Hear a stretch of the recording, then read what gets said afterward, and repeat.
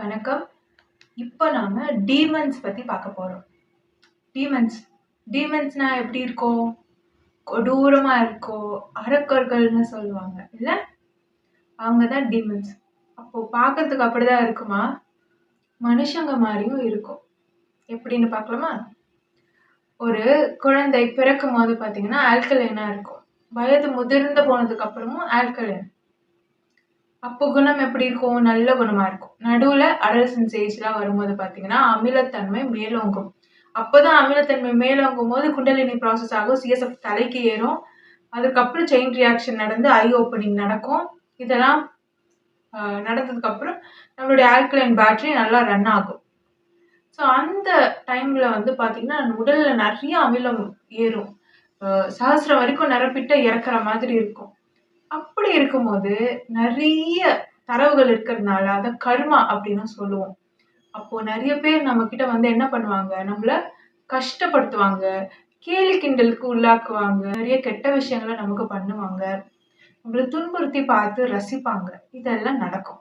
இந்த மாதிரி கஷ்ட காலத்தை எதிர்கொள்ற பெண்கள், ஆண்கள் எல்லோருமே என்ன பண்ணுவாங்கன்னா, அந்த டைம்ல இறை வழிபாடு இருக்கிறவங்க இறை வழிபாடு பண்ணுவாங்க. இல்ல நல்ல எனக்கு என் மேல நம்பிக்கை இருக்கு அப்படின்னு இருக்கவங்க அவங்களுடைய குணத்தை விட்டு கொடுக்கவே மாட்டாங்க. அவங்க குணத்துல நிப்பாங்க.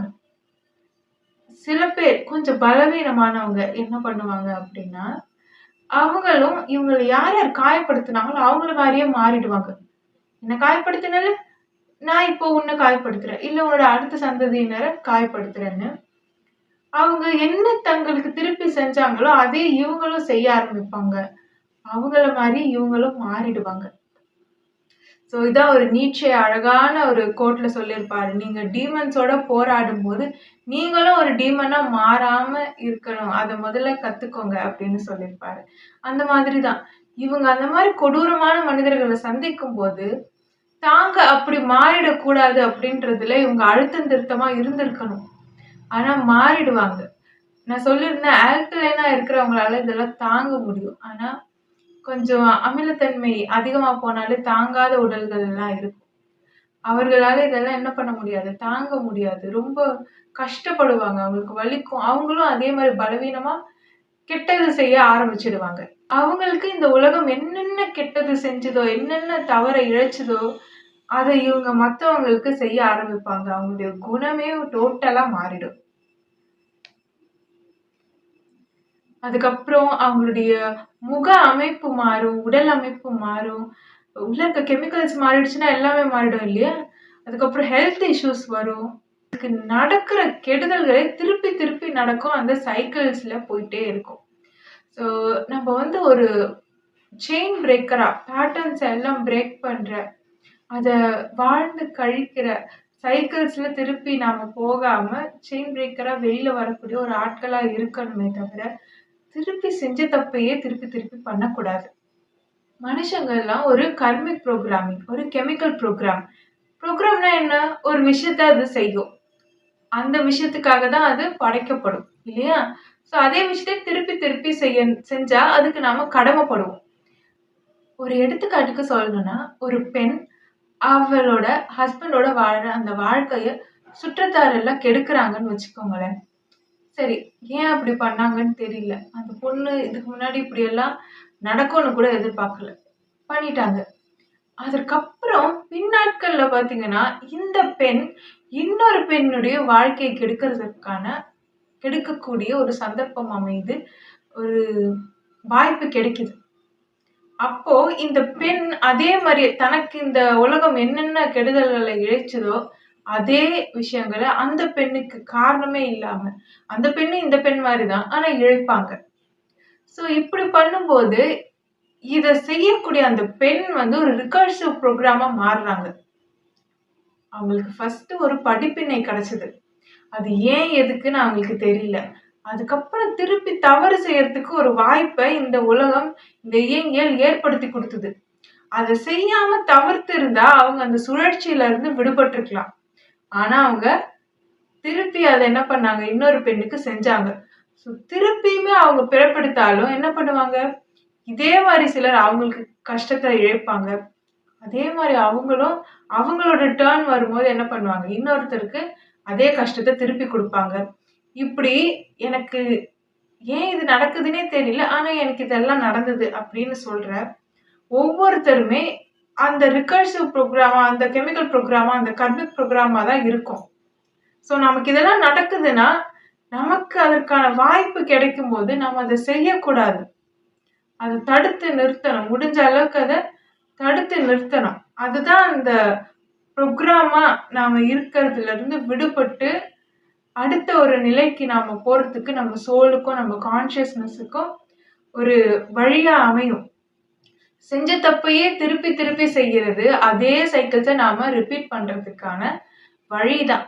ஸோ இப்போ உங்களை யாராவது ஒருத்தங்க கஷ்டப்படுத்துறாங்க அப்படின்னா கூட, நான் நிறைய பேரை பார்த்திருக்கேன். இந்த பெண் சாபம் வாங்கக்கூடிய நபர்கள் எல்லாருமே பார்த்தீங்கன்னா பெண் குழந்தைகளை வச்சிருப்பாங்க. அவங்க இன்னொரு பெண்ணுடைய வாழ்க்கைக்கு எடுத்துட்டு போவாங்க. இந்த பெண்ணுக்கும் அவங்களுக்கும் சம்பந்தமே இருக்காது. ஸோ அவங்க இந்த பெண்ணுடைய வாழ்க்கை கெடுக்கிறதுக்கான மோட்டிவ் கூட பெருசா இருக்காது. ஏன் இந்த நிகழ்வு நடக்குதுன்னா, இங்க கெமிக்கல் ஈக்குலிபிரியமும் நடந்துட்டு இருக்கும், எனர்ஜி ஈக்குலிபிரியமும் நடக்கும், இங்க அலைன்மெண்ட்டும் நடந்துகிட்டே இருக்கும். இவங்கள இந்த இயங்கியல் கருவியா எடுக்குது அப்படின்னா, அவங்களுடைய ஃபியூச்சர்ல இதே விஷயம் அவங்களுடைய பெண்ணிற்கு நடக்க போகுதுன்னு அர்த்தம். இல்ல இதை செய்யக்கூடிய நபர்களுக்கு இது ஃபியூச்சர்ல அவங்களுக்கு நடக்க போகுதுன்னு அர்த்தம். அப்படி இருக்கக்கூடிய நபர்கள் தான் அந்த கர்மிக் ப்ரோக்ராமிங்ல இல்ல அந்த கெமிக்கல் ப்ரோக்ராமிங்ல இருப்பாங்க. அவங்களுக்குள்ள என்ன கெமிக்கல்ஸ் இருக்கோ அதுதான் அவங்களுக்கான ஃப்ரீக்வன்சியா இருக்கும், அவங்க வைப்ரேஷனா இருக்கும். அந்த கெமிக்கல்ஸ் தான் அவங்களுடைய உடல் என்ன பண்ணுது, இயக்குது. அதுதான் அவங்களோட ஆற்றல், அதுதான் அவங்களோட உணர்வா இருக்கும்போது நீங்க ஒரு கருவியா எதற்கு பயன்படுவீங்கன்னு பார்த்தா இந்த மாதிரி விஷயங்களுக்கு தான். அந்த கெமிக்கல் ப்ரோக்ராம்ஸ் இப்படி இருக்கிறதுனால இந்த இயங்கியல் அப்படிதான் உங்களை அலைன் பண்ணும், இந்த யூனிவர்ஸ் அப்படிதான் உங்களை யூஸ் பண்ணும். அது அவங்க ரிகர்சிவ் ப்ரோக்ராமா அவங்களே மாறி அவங்க அதே தப்பே திரும்ப திரும்ப செய்வாங்க. இவங்க நோய்வாய்ப்பட்டுட்டே இருப்பாங்க. பாவம், இவங்களை கல்யாணம் பண்ணிக்கிட்டவங்களுக்கும் இது அப்படியே டிரான்ஸ்ஃபர் ஆகும். எனர்ஜி ஃபீல்டு தானே, கெமிக்கல்ஸ் தானே. ஸோ அப்படியே டிரான்ஸ்ஃபர் ஆகும் அண்ட் அவங்களுமே பாதிப்புக்கு உள்ளாவாங்க. உங்களுக்கு காரணமே இல்லாம உங்களை ஒருத்தவங்க கஷ்டப்படுத்துறாங்க, நிறைய பேர் கஷ்டப்படுத்துறாங்கன்னு உங்களுக்கு தோணுச்சுன்னா அதற்கு நீங்க ஏதோ ஒரு வகையில கடமைப்பட்டிருக்கீங்கன்னு அர்த்தம். ஸோ அதை நீங்க பொறுத்துக்கோங்க. அண்ட் இந்த இயங்கியல் என்ன பண்ணும், இதையே நீங்க திருப்பி இழைக்கக்கூடிய ஒரு வாய்ப்பையும் உங்களுக்கு கொடுக்கும். அப்போ அதை ஆக்கப்பூர்வமா மாற்றி அமைச்சுக்கோங்க. இப்ப நீங்க கொடுத்ததை விலையா நினைச்சுக்கோங்க. வரக்கூடிய ஃபியூச்சரை என்ன பண்ணுங்க, ஆக்கப்பூர்வமா மாற்றி அமைச்சுக்கோங்க. அந்த தப்பை திருப்பி செய்யாதீங்க. ஆனா அதற்கு பதிலா நீங்க கொடுத்த விலைக்கு வேற ஒரு நல்ல பலனை நீங்க பெற்றுக்கொள்ளலாம். இந்த இயங்கியல்ல எல்லாமே கணக்குகள் தான்.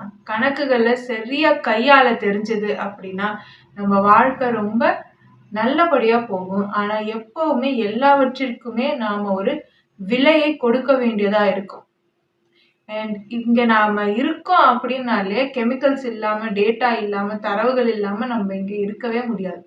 அப்போ ஆல்ரெடி ஒரு பேஸ் ப்ரோக்ராமா தான் நம்ம இருக்கோம். அதை நாம கழிக்கிறதுக்கு கிட்டத்தட்ட 25-30 வருஷம் ஆயிடும். ஸோ அதுல நாம கடந்து வரும்போது என்னென்ன விலைகளை கொடுக்குறோமோ அதை பொறுத்து நாம நம்மளுடைய எதிர்காலத்தை மாற்றி அமைச்சுக்க முடியும். ஏன்னா எதிர்காலத்துல நீங்க அப்படி இருக்கிறதுனாலதான் நிகழ்காலத்துல இந்த விலைகள் எல்லாம் நீங்க கொடுக்க நேரிடுது. கடந்த காலத்தை விட எதிர்காலம் நிகழ்காலத்தின் மேல ஆதிக்கம் அதிகமாக செலுத்தும். ஏன்னா இந்த மொத்த இயங்கியலுமே எதிர்காலத்தை நோக்கிதான் என்ன பண்ணுது, பயணிச்சுக்கிட்டு இருக்கு. நம்மளுடைய மரபு, டிஎன்ஏ எல்லாமே தரவுகளை கடத்தும். ட்ராமாஸ் ஜெனரேஷன் தாண்டி கடந்து போகும்போது நல்ல குணமும் நல்ல சிந்தனையும் ஒழுக்கமும் நேர்மையும் இந்த மொராலிட்டி எல்லாமே உங்களுடைய டிஎன்ஏல தரவுகளா எம்பர்ட் ஆயிட்டே தான் இருக்கும். ஸோ நான் நல்லவனா வாழ்ந்து ரொம்ப கஷ்டப்படுறேனே, இதனால என்ன பிரயோஜனம் அப்படின்னு நினைக்கவே நினைக்காதீங்க. நீங்க நல்லவங்களா வாழறதுனால அடுத்த தலைமுறைக்கு ரொம்ப பெரிய பயன் இருக்கும். உங்களுடைய தரவுகள் எல்லாமே கடத்தப்படும். மேலும் இத பத்தின தகவல் தெரிஞ்சுக்கணும்னா, ஜெனடிக் அப்டேட் அப்படின்னு சொல்லி ஒரு வீடியோ நான் அப்லோட் பண்ணியிருக்கேன். அத முடிஞ்சா போய் பாருங்க. மற்றொரு வீடியோல சந்திக்கலாம். நன்றி. Love is call.